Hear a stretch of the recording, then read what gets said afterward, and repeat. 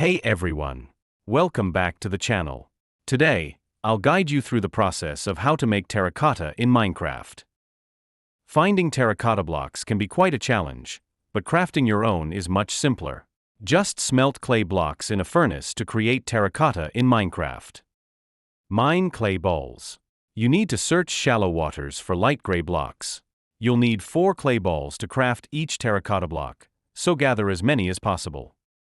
Now, you need to make clay, and combine 4 clay balls in the crafting grid box.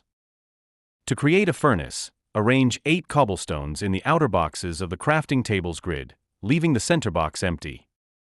Place your furnace on the ground and interact with it to access the smelting menu. Place the clay in the top left slot of the smelting menu. Insert a fuel source, such as coal or logs, into the bottom left slot of the smelting menu. Wait for the progress bar to fill.